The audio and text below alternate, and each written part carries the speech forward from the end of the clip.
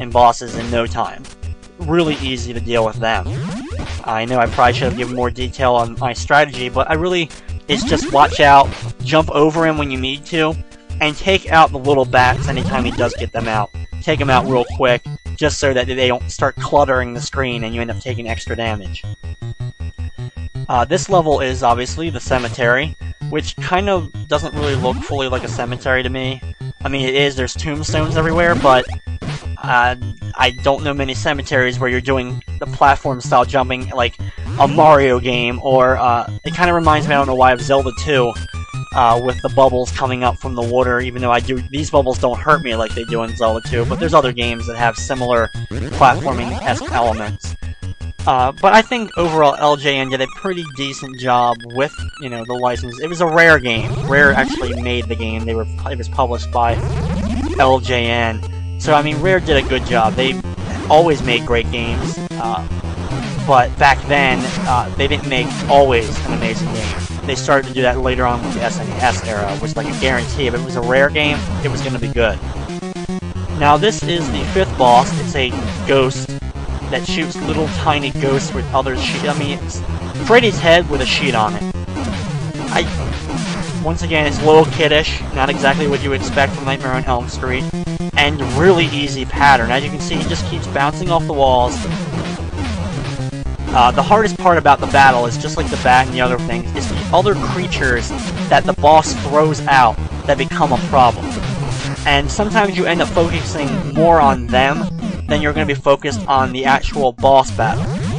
You're going to be worried about taking that extra bit of damage. So the battles can get drawn out sometimes, especially when you're trying to take out all the little ghosts or little bats, instead of focusing on actually taking out the main boss. But still, difficulty-wise, still a pretty easy battle to handle. Now that I've used the wizard form a bunch of times, I think I'm going to go ahead and switch to the ninja form from here on out. Now, this building is Freddy's house, and it's a very large house. It's basically like a combination of all the previous houses that we've been in. Not only does it have the main floor here, it has a basement, then another floor, and then the attic. So it's built up of multiple combinations of the other houses that we dealt with. It's still the same concept. We're collecting the bones, and we're killing the same enemies. The big spiders, the big walking zombie-esque Frankenstein monster creatures that take a few punches to take out. The hardest part about the game, or the trickiest part, is finding out where each of the bones are. Sometimes they do kind of try to hide a few of them located throughout the game. There is a couple that sometimes are blended in with the background, so they can be a bit of a problem to find or to see, but if you're missing one bone, chances are it's one of the ones that was kind of hidden in the background. There's a couple, only a few of them. There's probably 3 throughout the entire game that can be tricky like that. This is now the second part of Freddy's house. This is the basement area to take out the zombies that will keep spawning if I'm not careful. The jumping spiders are just great. I mean, have you ever seen any spider jump like that? It's one of the few games where instead of being the piranha plant or the lava ball that flies out of the ground that attack you, it's a jumping spider. I mean, it has ridiculous hops there, being able to jump so high out of the hole every time they chase you down. As I now exit the basement, and I'm on another random floor collecting more bones, and this is the midway point now of Freddy's house. We have this area, and then we'll have the attic area, which is the final area where we'll be fighting the boss of Freddy's house, and then we only have one more area to go. I just picked up the coffee mug down there to refill my sleep meter. As you can see, I have 9 lives right now, as many as a cat. Now, if you actually can get 4 people to play this game at once, it's really, I've never been able to actually do it on a real NES. I've only been able to do it through emulator, because unfortunately I don't have one of the multi-taps that was needed. I'm not sure how many games needed it. I know this one, and I'm sure there was a couple others, but this is one of the first, and this is the only one I think I own that you could use up to 4 players at once. This is something we take for granted now. On the 360, there's a lot of games that you play 4 players, or when you're playing online, you're playing 8, 16, 32 players. in a single match. It's just amazing to think how far we've come with that, and this game was pretty groundbreaking when it came to that, having a 4-player mode available. I mean, too bad in it though, like you're all on the same screen, so it's hard to maneuver and get over certain jumps, and you do make a lot of mistakes, but it is a lot of fun if you can find 4 people or 3 other people other than yourself that know how to play the game, know what to do, and are just really bored, and you have the multi-tap for the NES. I suggest bringing this out randomly. Just because even if you die all your lives, it doesn't really matter. It's pretty fun to play. And like I said before, not many games supported that back in the day. I think one of the other ones, maybe a track and field game, I'm remembering, was a 4-player game. I'm sure people will write what other games was the other 4-player NES titles.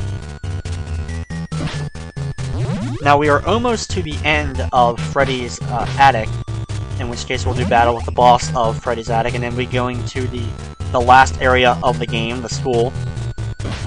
Kill that spider in order to get up here. And I only need one more bone, which is located at down there at the jump down here. Jump across. Got hit by the spider. There we go. And here is the boss, and I'm going to use the ninja form here. And like I said, he not only has the throwing star, but you can also do the jump kick. Now basically all this battle is the 2 previous bosses of just Freddy's hand and Freddy's head that came at me bouncing all around the walls. It's both of them together in one battle. Now, you have a central health bar for them in the middle at the top, but they have separate health meters. Like, you can take out one before the other. There you go. So, Freddy's hand's taken care of. Now I just have to take on the head of Freddy. Throw my throwing stars at him. It's very easy to deal with, like I said before. It just has a lot of health, so it takes multiple hits to take out. Just keep throwing little throwing stars at him as he just keeps coming right at me. Like, every time he's just wanting to get hit. He just keeps going in a circle here. And he's taken care of. And now we have one last area to go to, the school. So just a little bit more backtracking past the areas we've always been to get to the school area. And here we go. Elm Street High. And not surprisingly, it's the same ordeal from before. We're collecting the bones to get to the next areas. Now this area is also broken up into several places, ending, culminating in the basement where we will have to do a boss rush in order to then face the final form, like Freddy's actual body, and it ends up being a really easy final battle. Now I'm going to use the ninja skill in that battle to take out all the bosses, and if you time it correctly with the ninja ability, you'll probably only take 1, maybe 2 hits tops in the entire boss rush. As I need 13 more bones to get to the next area. Now, it looks exactly like the houses that you've already been to, except they added random bookshelves and these lockers that you can stand on that are like piled on top of each other. Doesn't really quite make sense for a school-esque area to have these lockers piled up.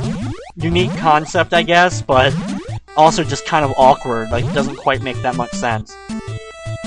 Now, there was the staircase I need to go down in order to get to the next area, but I have to go to the right of it in order to collect the last few bones.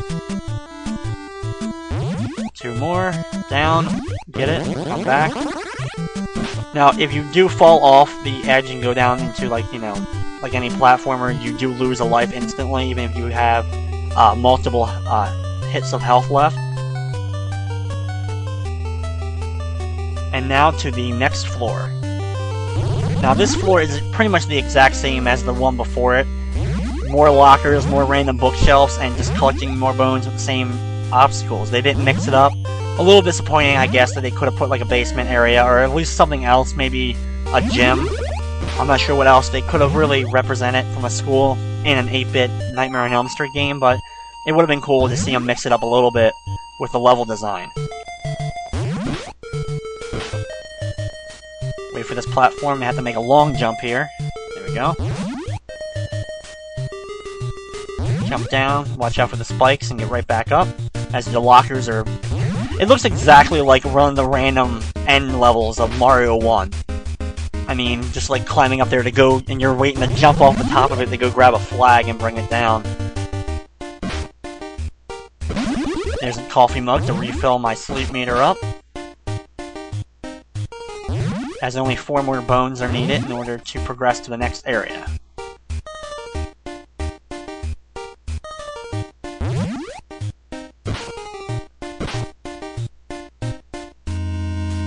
Have to jump over one lat, there we go. And now down into the basement to, well, actually kind of like the first sub-basement. We have this area to do first, and then we get to go into the actual basement where we get to run the boss gauntlet.